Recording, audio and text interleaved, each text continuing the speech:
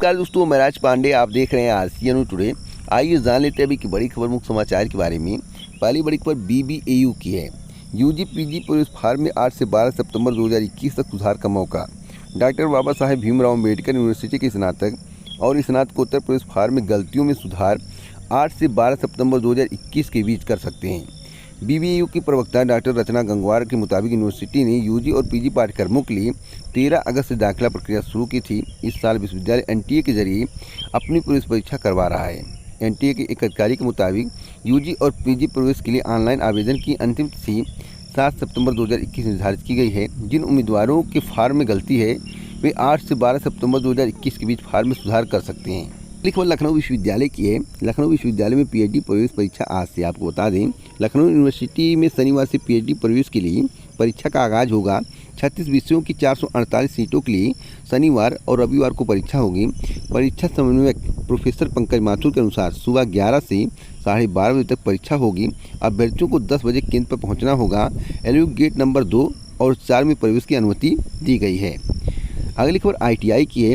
ITI के विद्यार्थियों को छोटी परीक्षा देने का मौका। 3 को होगा ऑनलाइन एग्जाम। आपको बता दें, फीस जमा न होने के कारण परीक्षा से वंचित आईटीआई के विद्यार्थियों को एक और मौका मिला है। आईटीआई प्रशासन फीस जमा करने के साथ ही सभी औपचारिकताएं पूरी करने के बाद परीक्षा में बैठने की अनुमति दे देगा। अगली खबर है कि पीयू की 31 तक बढ़ी आवेदन की तिथि। यह पटना की खबर है। पटना विश्वविद्यालय के विभिन्न कॉलेजों में स्नातक में नामांकन के लिए आवेदन तिथि बढ़ाकर 31 अगस्त 2021 कर दी गई है और पहले आवेदन की तिथि शुक्रवार ने 20 अगस्त 2021 निर्धारित की गई थी। आवेदन की तिथि बढ़ाने के लिए छात्र संगठनों ने मांग की थी कि विश्वविद्यालय के छात्र संघ अध्यक्ष मनीष यादव ने ज्ञापन दिया था कि राज्य के कई हिस्सों में बाढ़ की स्थिति है, इसकी वजह से आवेदन करना मुश्किल है। ऐसी स्थिति को देखते हुए आवेदन की तिथि बढ़ाई जाए।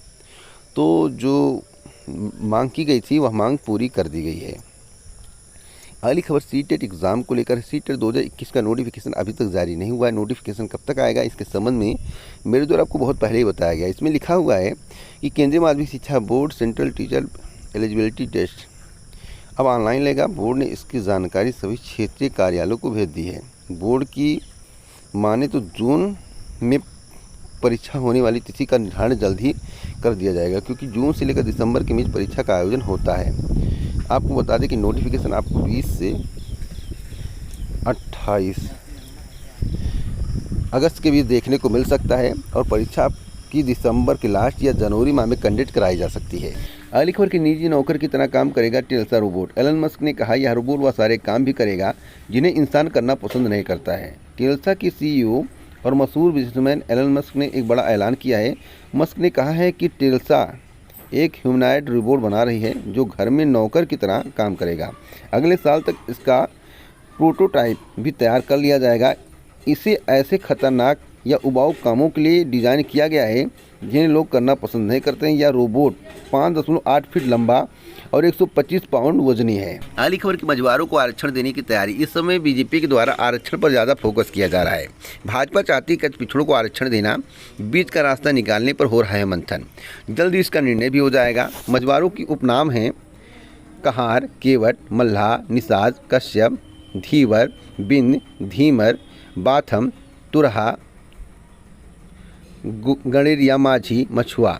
आपको बता दें इन सभी को आरक्षण देने पर विचार विमर्श हो रहा है। जल्द इसके संबंध में निर्णय हो जाएगा।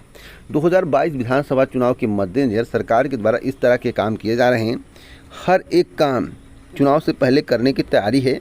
आरक्षण पर सबसे ज़्यादा फोकस किया जा रहा है, जिससे कहार, केवट, मल्लाह, निषाद, कश्यप, धीरो, बिंद, धीमर, बाथम, तुरहा, गोड़िया, माझी, मछुआ का वोट मिल सके। अब देखना होगा कि भाजपा इसमें कितना सफल होती है। भाजपा के द्वारा जो काम किया जा रहा है मात्र वोट के लिए किया जा रहा है।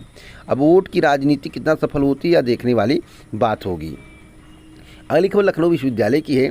लखनऊ विश्वविद्यालय पीएचडी की प्रवेश परीक्षा आज से, जिसके संबंध में अभी मेरे जो आपको जानकारी दी गई है। एक महत्वपूर्ण जानकारी अवर है, पहले सेमेस्टर के परिणाम जारी किए गए हैं। आप लखनऊ विश्वविद्यालय की आधिकारिक वेबसाइट पर जाकर परिणाम को देख सकते हैं।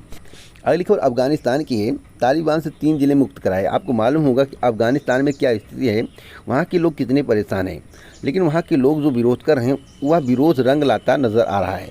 तालिबान के खिलाफ अफगानिस्तानी आवाम का विरोध रंग लाता दिख रहा है। अभी तक पंजशीर ऐसा इलाका रहा है कि जिस पर तालिबान कभी कब्जा जमा नहीं पाया है। अब स्थानीय लोगों ने 3 और ज़िले तालिबान के कब्जे से मुक्त करा लिए हैं और करीब 60 तालिबानी लड़कों को मार गिराया है। अफ़गानी मीडिया ने यह दावा किया है। फिलहाल इस तरह का विरोध होता रहा तो हो सकता है कि अफ़गानिस्तान आज़ाद हो जाए। अगली खबर पीटी परीक्षा को लेकर। पीटी परीक्षा की तैयारी चल रही। 24 अगस्त 2021 को परीक्षा का आयोजन है। 2 पालियों में परीक्षा होगी, लेकिन उससे पहले सालवर गैंग एक्टिव हो गए। पीटी के पेपर लीक की साजिश में 4 गिरफ्तार कर लिए गए हैं। तो आपको मालूम होगा कि सेंटर किस तरह से बनाए गए। मेरे द्वारा आपसे बताया गया था कि सेंटर ऐसे बनाए जाएंगे जहाँ कोई पूछने वाला नहीं होगा।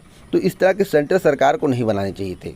परीक्षा 2 शिफ्ट में करानी थी, जिस तरह से वीडियो 2018 हुआ था। अच्छे सेंटर बनाने थे, लेकिन इस समय जो सेंटर बनाए गए नेपाल बॉर्डर तक सेंटर बना दिया गया है और ऐसे सेंटर बनाए गए जहाँ पर 200 बच्चे 300 बच्चे और स्कूल की स्थिति बहुत अच्छी नहीं है। तो सरकार को इस पर विचार विमर्श करना चाहिए। अकबरपुर कोतवाली और क्राइम ब्रांच की स्वाट टीम ने 24 अगस्त 2021 को होने वाली प्रारंभिक अर्हता परीक्षा में एक पीटी से पहले पेपर लीक करवाने वाले गैंग का भंडाफोड़ कर दिया है। इस प्रकार के कई गैंग होंगे। पुलिस ने तो अभी एक का भंडाफोड़ किया है, एसटीएफ ने अभी एक का भंडाफोड़ किया। कई ऐसे गैंग होंगे जिनको पकड़ पाना एसटीएफ के लिए नामुमकिन होगा। तो मैं आपसे बताना चाहता हूँ, एसटीएफ को सतर्क रहना है, एलआईयू को सतर्क रहना है और शासन प्रशासन जब तक इस पर कड़ी नज़र नहीं रखेगा, सीसीटीवी कैमरे की व्यवस्था नहीं होगी, तब तक इसका भंडाफोड़ हो पाना मुश्किल है। अगर परीक्षा में धांधली होगी तो मेरिट अधिक जाएगी, इसकी भी संभावनाएं प्रबल है। अगली खबर लखनऊ विश्वविद्यालय की है। लखनऊ विश्वविद्यालय के संबंध में अभी मेरे द्वारा आपसे बताया गया है कि पीएचडी प्रवेश परीक्षा आज से होगी, लेकिन क्लासें नहीं चलेंगी। जब परीक्षा का आयोजन होगा उस समय क्लासों को बंद कर दिया जाएगा। इस समय निर्णय लिया गया है। कोविड-19 महामारी के मद्देनजर सारी व्यवस्थाएं की गई हैं। 24 से लेकर 31 अगस्त तक होने वाली परीक्षा के लिए जो है पूरी व्यवस्था कर ली गई है, लेकिन क्लास को रोक दिया गया है, यानी क्लास नहीं चलेंगी। आप लोग घर पर अपनी तैयारी करते रहिए। अगली खबर की परीक्षाओं के पेपर लीक करने वाले गिरोह का भंडाफोड़। पीटी से जुड़े कई अभ्यर्थियों के एडमिट कार्ड व हस्तलिखित पेपर की उत्तर कुंजी मिली। आरोपियों में प्रतापगढ़ का अमित मिश्रा भी शामिल है। आपको बता दें, अमित मिश्रा के द्वारा इसका एक टीम तैयार किया गया था जिससे पीटी परीक्षा का पेपर लीक कराया जा सके, लेकिन पुलिस व स्क्वाड टीम ने छापा मारकर चारों लोगों को दबोच लिया है। आरोपियों के पास से कार, मोबाइल फ़ोन व बाइक बरामद हुआ है। तो आप सोच सकते हैं कि पीटी परीक्षा में किस तरह से नकल कराने का प्रयास कर रहा है, क्योंकि 1 साल तक बहुत सारी भर्तियाँ आएंगी। भर्तियाँ कंप्लीट ना हो अलग बात है, लेकिन लेखपाल की भर्ती और स्वास्थ्य विभाग की भर्ती कंप्लीट कराने की तैयारी चल रही है। कंप्लीट हो सकती है, कंफर्म नहीं, कंप्लीट हो सकती है। हाँ, इतना तय है कि परिणाम तक जारी हो जाएगा।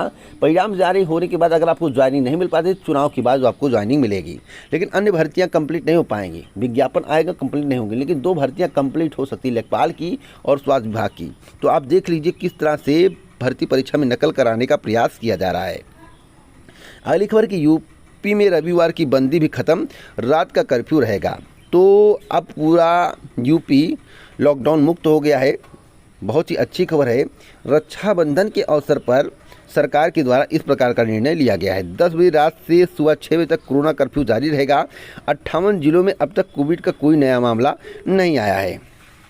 अगली खबर कि 5 साल बाद परिणाम, 5 माह से अटकी नियुक्ति। आपको बता दें, समीक्षाधिकारी, सहायक समीक्षाधिकारी भर्ती परीक्षा 2016 का परिणाम आने से 5 साल लगे और अब 5 माह से चयनित अभ्यर्थियों की नियुक्ति फंसी हुई। अभ्यर्थियों ने उत्तर प्रदेश लोक सेवा आयोग के अध्यक्ष से मांग की है कि उनकी नियुक्ति प्रक्रिया शीघ्र पूरी की जाए। आरओ 2016 की प्रारंभिक परीक्षा में पेपर वायरल होने के मामले में आयोग ने प्रारंभिक परीक्षा निरस्त कर दी थी और यह परीक्षा दोबारा आयोजित की गई थी। विवाद के कारण भर्ती प्रक्रिया 5 साल में पूरी हो सकी। चयनित अभ्यर्थियों का अभिलेख सत्यापन 28, 29 व 30 जून को कराया गया था। अभ्यर्थियों को भर्ती पूरी होने के लिए 5 साल का इंतजार करना पड़ा और अब 5 माह से नियुक्ति मिलने की प्रतीक्षा कर रहे हैं। यहाँ तक कि जिनका चयन आयोग के लिए हुआ है वे काफ़ी परेशान है। तो मैं आपसे बताना चाहता हूँ, नियुक्ति कब तक मिलेगी। सबसे अहम सवाल है कि नियुक्ति कब तक मिलेगी। तो नियुक्ति आपको सितंबर के अंतिम या अक्टूबर माह तक मिल जाएगी। सितंबर के अंतिम या अक्टूबर माह तक आप लोग वेट कर लीजिए। सितंबर के अंतिम या अक्टूबर माह तक आप अपने विभाग में होंगे। अगली खबर ओबीसी कानून को लेकर है। ओबीसी कानून को राष्ट्रपति की मंजूरी। आपको बता दें, राज्य अब अपने यहाँ की परिस्थितियों के हिसाब से अलग से पिछड़ा वर्ग सूची तैयार कर पाएंगे। राष्ट्रपति रामनाथ कोविंद ने 105वें संविधान संशोधन अधिनियम को मंजूरी दे दी है। यह राज्यों को अपने यहाँ सामाजिक व शैक्षिक रूप से पिछड़े वर्ग की पहचान करने का अधिकार देता है। इस संशोधन को संसद में 11 अगस्त 2021 को सर्वसम्मति से मंजूरी मिलने के बाद राष्ट्रपति के सामने पेश किया गया था। राष्ट्रपति से 18 अगस्त 2021 को मंजूरी के बाद विधि व न्याय मंत्रालय ने इसकी अधिसूचना जारी कर दी। अगली खबर कि निजी हाथों में जाएंगे वितरण खंड। आपको मालूम होगा कि वर्तमान सरकार के द्वारा केवल सभी को प्राइवेट करने पर विचार विमर्श हो रहा है, सब कुछ निजी हाथों में सौंपा जा रहा है। आरईसी ने पावर कॉरपोरेशन को 9 खंडों का प्रस्ताव सौंपा, इनमें 3 बनारस के हैं। तो निजी हाथों में जाएंगे वितरण खंड, तो कितनी खुशी की बात है, आप लोग कमेंट बॉक्स में बताइएगा। सब कुछ प्राइवेट हो रहा है, प्राइवेटाइजेशन पर ज़्यादा फोकस सरकार के द्वारा किया जाना इतना सही है, कितना सही है? हम लोगों के लिए रोज़गार के अवसर पैदा होंगे या नहीं? कितना वेतन मिलेगा? 2000 मिलेगा, 4000 मिलेगा, 5000 मिलेगा? आप लोग कमेंट बॉक्स में बताइएगा। क्या निजीकरण करना सही है? हर एक का निजीकरण मेरे हिसाब से सही नहीं है। अगली खबर है कि ज़्यादा देर टीवी देखना दिल के लिए ठीक नहीं है, ऐसा शोधकर्ताओं का कहना है। कनाडा के शोधकर्ताओं ने 1,43,000 प्रतिभागियों का डाटा जांचा, जिसमें यह पता चला कि टीवी देखने से दिल की बीमारी होती है, दिल के लिए अच्छा नहीं होता है। अगली खबर है कि कोरोना को लेकर भारत में विश्व का पहला DNA टीका मंजूर। 3 खुराक वाले टीके आपात इस्तेमाल की इजाज़त, अभी 18+ उम्र वालों को लगेगा।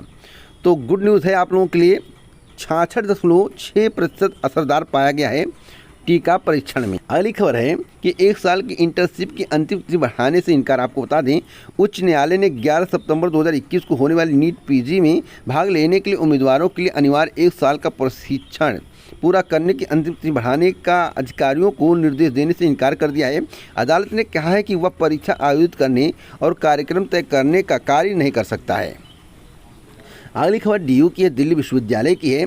PG, MPhil और PhD में पंजीकरण का आज अंतिम दिन। शनिवार की रात 11:59 तक विद्यार्थी कर सकेंगे आवेदन। JNU की सबसे बड़ी खबर है, दाखिले की दौड़ 982 PhD सीटों पर। आपको बता दें, जवाहरलाल नेहरू विश्वविद्यालय में शैक्षिक सत्र 2021 से 22 में PhD की सीटों में बढ़ोतरी हुई है। नई शिक्षा नीति लागू होने पर MPhil प्रोग्राम को समाप्त कर दिया गया है। इसी के तहत PhD के 6 नए प्रोग्राम शुरू किए जा रहे हैं। इस प्रकार इस साल 982 सीटों पर छात्रों को PhD प्रोग्राम में दाखिले का मौका मिलेगा। अगली खबर चीन को लेकर, चीन में 3 बच्चे पैदा करने को औपचारिक मंजूरी। इंसेंटिव भी तेजी से कम होती जन्म दर को रोकने के लिए चीन सरकार ने कानून में सामाजिक उपाय भी किए हैं। तो सवाल है कि उत्तर प्रदेश में क्यों 2 बच्चों पर फोकस किया जा रहा है, देश में क्यों 2 बच्चों पर फोकस किया जा रहा है और 3 बच्चों का फोकस चीन का क्यों है? इसके बारे में आप लोग कमेंट बॉक्स में जरूर बताइएगा। चीन का मकसद क्या है और भारत का मकसद क्या है? अगली खबर की, रामनगरी अयोध्या से दिल्ली के बीच चलेगी बुलेट ट्रेन, 320 किलोमीटर प्रति घंटा की रफ्तार से दौड़ेगी। National high speed rail corporation ने चिन्हित किया स्टेशन के लिए स्थान। आपको बता दें, इसके पहले भी प्रधानमंत्री नरेंद्र मोदी जी के द्वारा घोषणा की गई थी। जापान से कभी बात होती थी, कभी चीन से बात होती थी, कभी अन्य देशों से बात होती थी, लेकिन बुलेट ट्रेन अभी तक पटल पर दिखाई नहीं दिया। रामनगरी अयोध्या से दिल्ली के बीच की जो बात चल रही है बुलेट ट्रेन की, वह कब कंप्लीट होगा यह देखने वाली बात होगी। लेकिन मैं आप सभी से बताना चाहता हूं, जो इस समय चर्चाएं जोरों शोरों से हैं, जो सभी को लुभाने का प्रयास किया जा रहा है, जो सभी को खुश करने का प्रयास किया जा रहा है, यह चुनावों के मद्देनजर किया जा रहा है। 2022 का चुनाव है। 2022 चुनाव अगर ना होता तो इस तरह की खबरें आपको समाचार पत्र में पढ़ने को नहीं मिलती। फिलहाल बन जाए तो बहुत खुशी की बात है। मुझे नहीं लगता कि चुनाव से पहले बुलेट ट्रेन तैयार हो जाएगा या 2024 के पहले कुछ हो पाएगा। अगली खबर AKTU की है। 1 सितंबर 2021 से क्लासरूम में पढ़ाई। आपको बता दें, डॉक्टर APJ अब्दुल कलाम प्रौद्योगिकी विश्वविद्यालय से संबद्ध 756 इंजीनियरिंग, मैनेजमेंट व फार्मेसी संस्थानों में 1 सितंबर 2021 से क्लासरूम में पढ़ाई शुरू हो जाएगी। हालांकि शुरुआत 7वें व 9वें सेमेस्टर की कक्षाओं से होगी। वहीं 10 सितंबर 2021 से सभी 5वें सेमेस्टर, 12 सितंबर 2021 से तीसरे सेमेस्टर की कक्षाएं शुरू होंगी, जबकि नए प्रवेश के लिए विद्यार्थी की क्लास की तिथि बाद में जारी की जाएगी। अगली खबर है पुरानी पेंशन को लेकर। पुरानी पेंशन बहाली के लिए अटेवा CM को भेजेंगे राखी। आपको बताएं, अटेवा पेंशन बचाओ मंच रक्षाबंधन के दिन मुख्यमंत्री योगी आदित्यनाथ को राखी व मांग पत्र भेजकर पुरानी पेंशन बहाली की मांग करेगा। अटेवा पेंशन बचाओ मंच की महिला मोर्चा की प्रदेश प्रभारी रंजन सिंह के आह्वान पर पूरे प्रदेश में पेंशन विहीन महिला कर्मचारी मुख्यमंत्री को राखी व मांग पत्र भेजेंगे। साथ ही जनप्रतिनिधियों को राखी बांधकर ज्ञापन सौंपा जाएगा। अगली खबर है, संस्कृत शिक्षकों की भर्ती के लिए कमेटी गठित कर दी गई। सहायता प्राप्त संस्कृत माध्यमिक विद्यालयों में मानदेय पर संविदा शिक्षकों की भर्ती की जाएगी। माध्यमिक शिक्षा विभाग ने शैक्षणिक सत्र 2021 से 22 व 22 से 23 के लिए संविदा शिक्षक भर्ती के लिए संस्कृत शिक्षा विभाग के उप निदेशक CL चौरसिया को नोडल अधिकारी नियुक्त करते हुए 3 सदस्यीय समिति की गठित की है। विभाग के विशेष सचिव जयशंकर दुबे ने इस भर्ती का शासनादेश जारी कर दिया है। अगली खबर लखनऊ विश्वविद्यालय की है। लखनऊ विश्वविद्यालय के संबंध में अभी मेरे द्वारा आपको जानकारी दी गई। एक महत्वपूर्ण जानकारी मैं आपको और देना चाहता हूँ। कोविड काल में दिखा समाज का सहयोगी रूप। आपको बता दें, महामारी के कारण समाज सेवा के समीकरण बदल गए हैं। कोविड-19 के दौरान समाज व सहयोगी रूप से देखने को मिल रहा है। यह कहना है कि बालवीर सिंह का। आपको बता दें, बालवीर सिंह ने कहा है कि समाज इस समय कोविड-19 महामारी के दौरान सभी की मदद कर रहा है। तो बहुत ही अच्छी बात है, इसी तरह की मदद होनी चाहिए। आप लोग भी लोगों की मदद करें जो गरीब तबका है। अगली खबर असिस्टेंट प्रोफेसर भर्ती को लेकर। असिस्टेंट प्रोफेसर भर्ती के लिए आवेदन की अंतिम तिथि को बढ़ा दिया गया है। उत्तर प्रदेश उच्चतर शिक्षा सेवा आयोग ने अशासकीय महाविद्यालयों में असिस्टेंट प्रोफेसर भर्ती के तहत 2 विषयों के अभ्यर्थियों के लिए आवेदन की अंतिम तिथि बढ़ा दी है।